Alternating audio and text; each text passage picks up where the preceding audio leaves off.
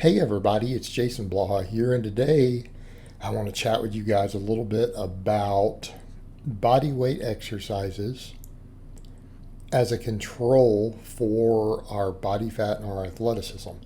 Now, some people don't like my range of motion when I do that 22 rep set there at the start because I did that right before a powerlifting meet, so I was nice and light and everything.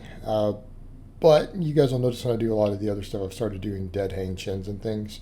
But nonetheless, I think the idea here is it's a good sign of knowing where your body fat and stuff is. And one of the things that I personally like to look at when dealing with a lot of my athletes, right, because I consider powerlifters athletes, but I also work with people in other sports, fighters and things.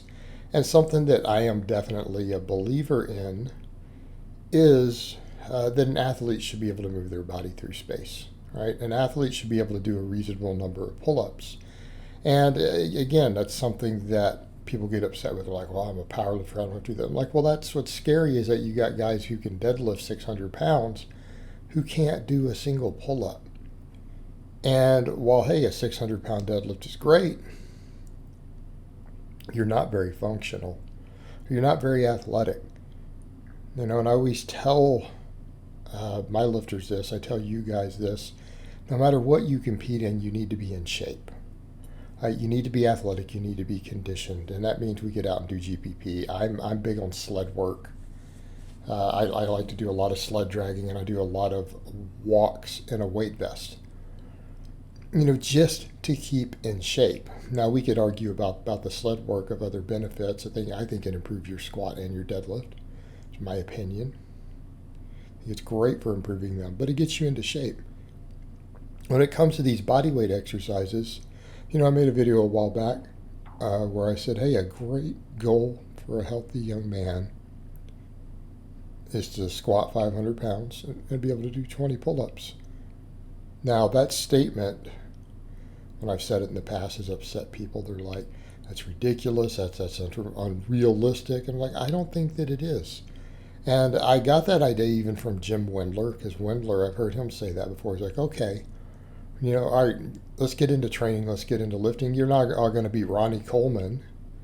He's in fact, none of us can be Ronnie Coleman. He's like, but wouldn't you like to be able to squat 500 pounds and do 20 pull-ups?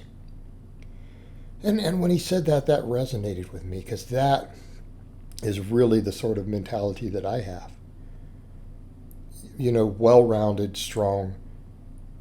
And I like calisthenic movements. I like body weight movements. I think that they are great complementary lifts. I think they're great complementary lifts to our barbell movements.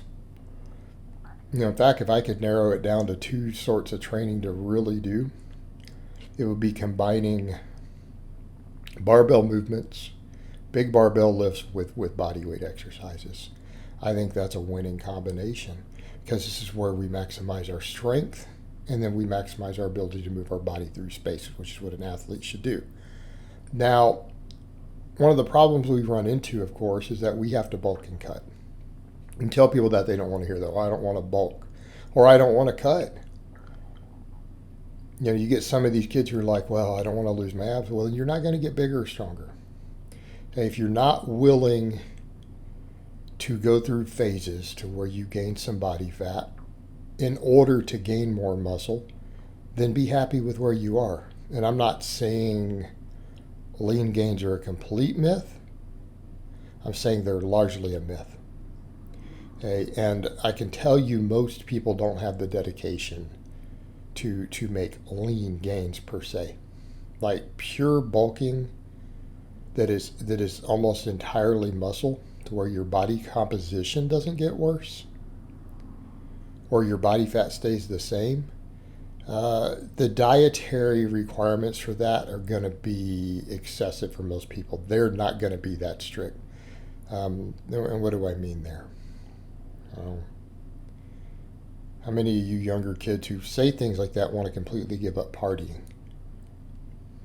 How many of you are willing to eat 300-400 or more grams of protein every single day, 7 days a week? Because I see kids all the time, I can't get 150, I can't get 200. Like, you don't have the discipline to eat 400 grams of protein every day with a very, very, very small calorie surplus. Now, if someone did something like that, they're willing to gain weight pretty slow, and they're willing to protein overfeed consistently. They're willing to really cut crap out like alcohol. They're willing to get a good night's sleep, 8-9 hours every single day without fail. That sort of disciplined lifestyle, it can be pulled off. But for most people, that's not viable. They're better off just bulking and cutting completely. It's going to be a lot easier for most people's lifestyles. It really is. And I get a lot of guys who are like, no, I think I do the other. Then they start the journey and go, okay, never mind. I could only sustain that a few months. I couldn't do that for 5 years straight, 10 years straight.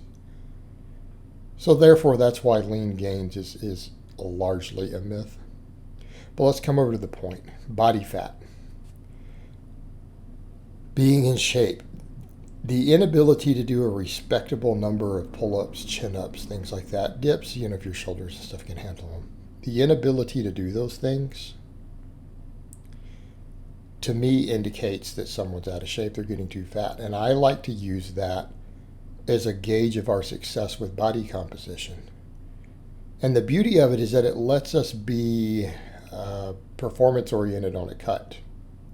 So for a bulk, it's great because why? We know when we bulk's too heavy, right? If you used to be able to do 14 pull-ups and you fall below 10, right? You're down to 8. It's time to address the elephant in the living room, and that's your fat ass, right? It's time to address it. You bulked too fat. Let's cut.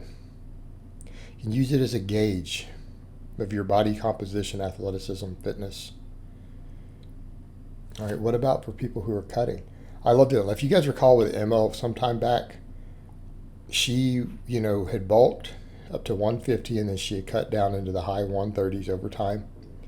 Performance started to degrade. It started to suffer on her barbell lifts because, you lose 8-10 pounds of body weight after a bulk, especially as a woman, considering the percentages of her body weight.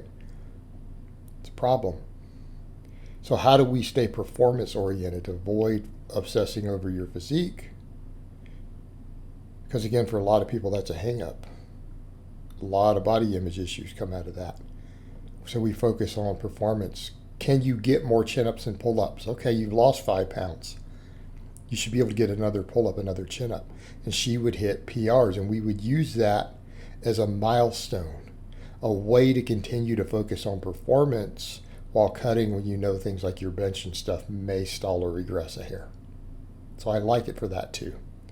All right, guys, well, that's really all I have to say on that today. I hope it's been informative, and I'll talk to you guys next time.